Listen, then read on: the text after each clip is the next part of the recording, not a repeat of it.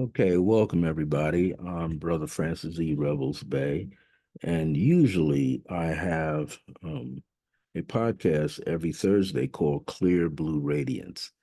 But due to some AC issues in my apartment building, I will not be recording live tomorrow, which is Thursday, August the 21st, 2025. I've chosen to give you a pre-recorded video which is done this evening, August the 20th, 2025.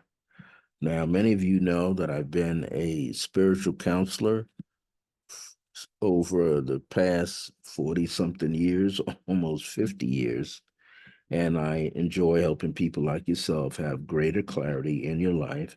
And also, some of you want to know what your purpose is, and I can help you find that purpose. We can use numerology for that, and also tuning in to various spirit guide energy that also helps you find that out. Now, one of the things I want to start with is this is an opportunity to give you this information as if I was doing it live. So you won't have any live back and forth commentary with me, but this is a pre-recorded video. Now, I've done some pre-recorded videos before, and it's my hope that I'm still able to get this message across to you and to help you out. The particular topic is entitled Stay in the Light, Think and Be Positively Positive. Stay in the light and think and be positively positive. So, the other day, earlier today, I was in a Uber with a driver and we were having a very nice, profound conversation. And this is something that I always like to have with drivers, men or women driving Uber or Lyft. I find so many of them out here are such good, positive thinkers, positive people, despite whatever they're going on in their own life. And this is great to see because everybody's going through something right now. Everybody. The news media is influencing many people. Wars are influencing many people. Just everyday issues in their state, in their city, politics, you name it. It is impacting a lot of people. Now, there's a group of people that is always trying to enlighten themselves and improve their lives. Some of them are very religious oriented, others are more spiritually oriented, metaphysically oriented. So people are striving to do things to better themselves. This particular topic was something that we were just talking about generally, how life affects people. And one of the things that we were talking about is right now you are experiencing some very unusual behavior, either yourself and how you respond to something's going on in your life, or other people that you have to interact with. Example, landlords, leasing agents, who are like, especially leasing agents, one moment they're kind, and then when something doesn't appear to be correct to them, all of a sudden they're completely different. They're acting out. All of a sudden they're not this polite person that they were when you met them. But soon as something falls, as they say, one shoe drops, all of a sudden they have a different take on you. They're just hiding behind a title. Many of them do these things. So we were talking about how sometimes people's behavior shifts, and much of the behavior shifts based on their childhood or based on a bad marriage. They might be in divorce or separation proceedings, and that experience is negatively influencing the way they think, the way they speak, and the way that they carry themselves. So they're slipping out of the light. and falling into negativity. And what I'm finding here that it is quite a chore to remain in the light, even for many of us who are metaphysical, spiritual people. We have our tests and challenges. To stay in the light by simply thinking and being positively positive. A person can have a thought to do so, but yet get triggered by another person or a situation. Another person in that situation who's being mean and hateful, because that's all that person knows how to do. So many of us are confronted with this. We see this from time to time happening and right in front of our faces, right around us. And we're trying to find a way to solve it, to feel better about ourselves and respond differently, better in a more positive way, right? We also are trying to do that. So here are a few things, about 4 things that seem to be the underlying stream, the underlying foundation, the hidden mechanisms that cause people to be mean spirit, to react in ways that maybe they normally wouldn't do, but they seem to be slipping, getting stuck in that quicksand. And that quicksand is all the things that have been happening to them since they were a child. First thing, being hateful through their childhood, where elders are that way. In other words, they grow up seeing mommy and daddy argue all the time, showing no love to each other, seeing siblings acting out against each other, seeing neighbors act out against each other, never seeing anything that's a positive example. You know, people have often say, hey, that person married their dad or their mom. Well, suppose that mom or dad had negative traits. It shows up with the child. I know people who are, a few people who are school teachers, and they say it all the time. You know, the children that are in their classroom, the children that show up in their classroom come from very bad, dysfunctional homes. So maybe the child is yelled at all the time. A lot of profanity is used upon them. And then they go to school from coming out of a household that's dysfunctional, where they're the victim, and they go to school with all that anger, and they find a nicer child to be combative with. This is where the bullies come in. Usually the bully is bullied at home. That's right, the childhood bully is bullied at home by a parent or an older sibling or a relative. And they take that internalized anger and now they lash out at a classmate or a neighbor away from home. How about be hateful because they experience a slew of people around them doing devious things? In other words, when they go home, they're imprisoned by drug addicts, alcoholics, crackheads, people that just lost their mind because of drugs. And that's all they see in their environment. They see gangs. They see people using drugs. They see people getting beat or raped or molested. That's all they see. So for them to go to school is like a heaven for them as little children or high school students. We say, oh, they have a choice. No, they don't, because they're in those environments and their parents can't get out of the environment. The parents are addicted to those environments. And therefore, the child grows up living and seeing and doing and experiencing, and then they become what? Having a devious behavior. They become a member of a gang. Why? Because they figure if they become a member of a gang outside their home, they will be loved by that gang, by those members. Those people, so to speak, have their back. These are things that they definitely will experience over time. And this is something that they have no control over. So this is something that we see going on all the time. But here's something else amongst all of this. They're often living or socializing with people with very low self-esteem.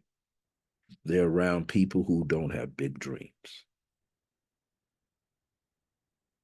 There are many children or adults today, many neighborhoods, and it doesn't matter what complexion the person is. There are people who live in neighborhoods where their friends aren't striving to do better. And amongst them, they see kids, teenagers, and youth who want to do better. This is why some parents take their children out of the public school, move them to another public school, or try to put them in a private school. The thing about some of the private schools is that the children will tell you those kids are more devious than the kids that they saw in a public school setting. Because the ones in the private schools look like they get away with it. I remember having he's deceased now. He was about a year younger than me, a cousin, where his parents took him out of a public school, put him in a private school. And I remember he was able to invite me as a guest to his school. Those children in his school, they were more devious than the children in the public school area. Why? Because mommy and daddy had big time money. Mommy and daddy could pay for them to be in that school. My cousin had to get in on a scholarship and his smarts, passing test after test after test. And yet, in the private school, they were smoking weed. In the private school, someone was selling drugs, pills, what they call the quaaludes, the things, uppers and downers, wealthy kids, the so-called okay kids, children. Then there's ignorance, which is no longer an excuse. Ignorance means the lack of knowledge. Well, now knowledge is all over the place. Internet brings us knowledge. Being able to scroll all over the internet and find information. Now, what? High schools and colleges for the past 30 years, 60 years, but more the past 30 to 40 years, have been telling their students to go online with their laptops, with their iPads, through their phones, and do their research so they can give a presentation. So now the internet is important. However, learned behavior is still difficult to break because it's based on what? False information and on one's choice or choices to deal with the actual facts and learn to be accountable for their own actions. We know this to be true. Many people are still experiencing that. Many people are still having the same exact issues in front of them that they also had at a time in their lives. So people are experiencing things over and over again. People are having greater difficulties because they're seeing things all the time. Let me get back to my time. So, one of the things within this title says stay in the light. So let's look at that. How can one stay in the light if they know that they're in it? How can they create this light? I've often mentioned to people that divine intelligence exists in the ethers around us, in the atmosphere, in the air, in the atomic molecular structure. Divine intelligence flowing from the spirit realm is present. We're inhaling the air. We're taking in this energy that's in the air into our body. We're feeling the messages in the ethers through meditation and prayer and fasting, or just being quiet. We're picking up higher consciousness or the desire to have higher consciousness. So here are some of the ways to stay in the light, is to remind ourselves to breathe the light of peace.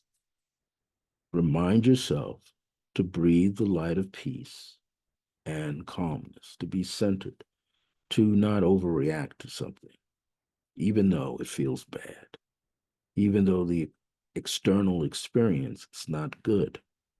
But you have to remember that you can live from a state of peace and inner calmness. And how could you do that? Well, be aware that the light of I am, which is the divine presence of our higher self as the God and Goddess energy within us, the divine parents within us, is to be envisioned throughout our auric field, the ethers, the atmosphere, the air that we breathe, the light that we can feel. Now, sometimes people say, well, how do you see this light? Well, if you pay close attention, sometimes using your peripheral vision a little bit, you will notice there's energy shifting, patterns of energy shifting around you. You look at it in the beginning straight ahead, you may not see it, but there's like a slight fuzziness, haziness, energy darting around. And at first we think it's dirt or dust in the air. Or, hey, is it snowing out here? Is it raining out here? No, it's energy, particles of light, because our internal vibration is shifted, which causes our outward vibration, which we call frequency, to shift. Therefore, we're seeing something being downloaded. We're seeing the energy slowing down a tad, but we're also raising our energy. And when they both meet, and this does not mean that different grades are going to match every grade of energy that we're giving off, but certain ones at a certain time allow us to hear something acoustically, pick up on something telepathically, and see something with our own eyes, or smell, or taste. And this happens often. Also, as we arise from sleep, we hear things. Sometimes the pitch of darkness, no other sound, yet you're hearing something, you're seeing something. What happens? We're having thoughts and feelings of divine lights of peace, calmness, compassion, faith, hope. These things are happening a lot. And we're getting this higher consciousness, and we're feeling more unconditional love coming our way. We're feeling more kindness and compassion and even understanding. But there's so much more beyond that. Staying in the light. These things can become gifts to us. It can become things that we desire to become and live and express. So staying in the light is finding a way, many different ways, to absorb higher vibrations that can be more healing for us, not only physically, but mentally, emotionally, and spiritually. Well, then we think, what about thinking positive? How could you see something that means thinking positive? This means to use our brain's capacity to remember to shower ourselves with thinking and speaking positive words. You know, there are many children that have grown up with parents labeling them some of the meanest names and then wonder why the child acts like that. And then there are other households where parents are telling the littlest of children how powerful they can be, how creative they are, how smart and intelligent that they are, and to trust in that inner faith and hope of the presence of divine spirit, Holy Spirit, sacred spirit, their ancestors coming forward, giving them very positive support from the other side, so to speak, to come forth in their dreams and teach them. This is learning how to think positively about oneself and to speak more positive words. You can do that through dreams, but I have a book called Decree and It Shall Be, Speak as I Am.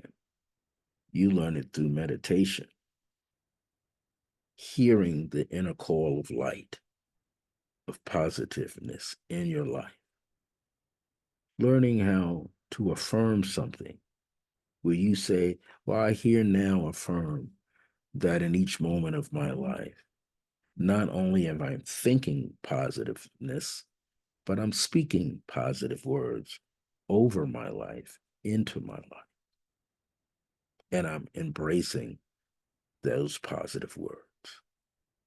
Remember the Japanese guy, Isaro Emoto, talked about speaking words into water, thoughts and intentions into water. If they were negative, he would put the droplets of water on a glass so he could see it in a microscope. And he saw distorted sacred geometrical shapes. Distorted. But he spoke something or wrote something positive for the water as a label on a bottle or underneath a jug, or just speaking it over so many times a day, then taking that droplet of water, putting it on a glass, seeing it through the microscope, and he saw the sacred shapes so articulately defined, great symmetry in these shapes, perfect images, not distorted, not fuzzy, not out of alignment, perfect. So that told him what? That water has consciousness. Water can hold consciousness. Water has its own consciousness that can be impacted by external things, which now can be translated to ourselves. If we're overly angry, the body will show results. And if you're angry over a long period of time, like years and years and years, the body will develop an illness, an imbalanced sense about itself. Because every cell in the body is listening to the intention of the one who speaks these words and feelings that have to travel through the body anyway. The body receives it as it's sent out and comes back. So, stay in the light. Think and be positive. You have a choice. We can say something negative about someone and really mean it, but not only does it eventually affect them, those same energies, those same intentions affects the one who says it, because it shows up on the skin, on an internal organ, like an ulcer. Restrictions, pain in the kidneys, the liver holds on to anger, that gets hardened by those thoughts. A person can learn to not only speak an affirmation, but an affirmative prayer that gives the result at the same time. As long as they know that they are a reflection of a divine source, therefore they replicate that energy. And as they speak an intention into the problem, they see the problem being cared for, problem being taken care of, because the words of intention are very positive.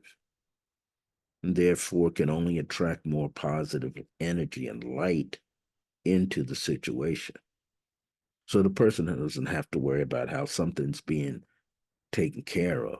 What they understand is it'll be done in a way that moves them forward in their life. And then there are decrees. And a person realizes once they understand the truth and the energy around the thing that they're creating with the power of their words and intentions, then there's no more doubt. There are no reservations in their mind. They're not expecting it to go wrong. They know the universe is going to bring them and the thought and the intention and the feelings together into a higher level of being. And it's going to be done. They no longer have to worry. And then there, of course, is the ultimate, to be able to sit in silence and become one with that I am presence, with the eternal great central sun, with ancient times where peace and harmony existed, also living that existence now. This is about thinking positive and speaking positively. Well, how about be positively positive? And if one can be positively positive, this means to become more positive, and by allowing ourselves to express on a daily basis in every moment of our lives. That's like an exercise. You get up and you do jumping jacks, calisthenics, push-ups, sit-ups, crunches, stretches of all kinds. You do it enough times every day. Every day, the body looks forward to the stretching, the calisthenics, the jogging, the running, the swimming, bicycling, walking. Why? Because the body knows what you're striving to do, and that's to make it better. So that's learning how to what? To be positively positive. Deepak Chopra said, constant worry is a form of negative prayer.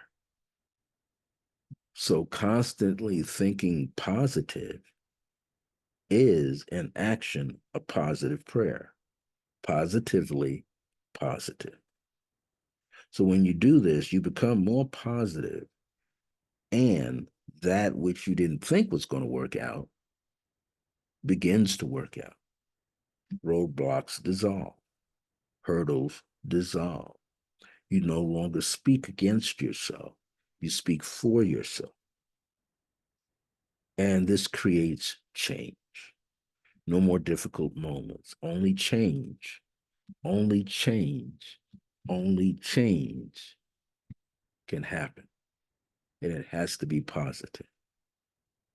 And what is so great about this is that as we see this happen for ourselves, we see it in front of us for others.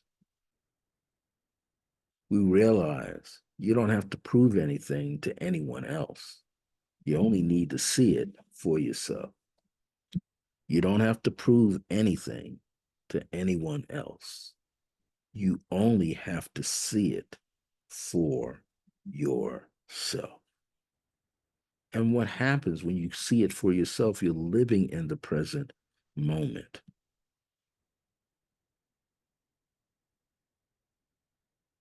Dr. Michael Bernard Beswick said in one of his books, try to find out what life situation is presenting you with. What gift is coming through you? I started thinking about that the other day because I'm going through something just like everybody else. And I'm thinking, what is the most positive value, or what is being created for me, so I have a bigger picture of myself? See, it's about busting through limitations, limited thinking, limited feeling, and to trust that what you are experiencing is leading you into something bigger, not something negatively bigger, but something positively bigger. That means we all have to open up our sense of awareness, open up our heart, open up our mind, not have limited thinking, but realize something much bigger is being birthed within us. So when this topic says stay in the light, think, and be positively positive, it means expect something bigger that's entering your life that is more positive than you can imagine, that you can create in your mind. It's beyond you. It's more positive than you can imagine.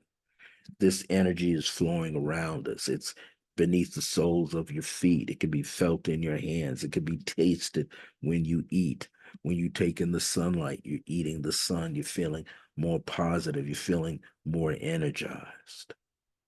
Can you imagine becoming more positively positive? Can you think your way into the light and stay there? Yes, you can. Thank you for listening to this pre-recorded video done on Wednesday evening, August 20th. Yes, Wednesday evening, August 20th, for you to watch today, Thursday, August the 21st, pre-recorded video. So if you like this, stay in the light, think and be positively positive, leave me some comments at the bottom of the video or email me at iam.circleofgrace with the number 1 at the end at gmail.com. That's iam.circleofgrace1 at gmail.com. And I'll answer you within 24 to 48 hours, or sometimes less, depending on the time of day when I receive that email. Well, I'm Brother Francis E. Revels-Bey. I'm the founder of the Circle of Grace One, established on July 2nd, 1974. It's in honor to my first spiritual and metaphysical teacher, whose name was Grace, and I refer to her as my own biological mother, Mother Grace. These are some of the teachings that she has lived at her life from August 11th, 1918 to May 13th, 1981. And here I am. Had no idea I'd be in a field this long, over 50 years, sharing these principles with you. Thank you so much for watching this pre-recorded video. Play it back as many times as you like, and may it bring you some form of blessing. Eventually learn how to love yourself, trust, and have more faith in yourself, for all shall be well. My grace is your grace. Until next time, remember that divine grace is a blessing as we're alive and well in the age of remembrance. And I hope we get this AC in this building fixed so I can do some more live podcasting. Take care of yourself. Good evening.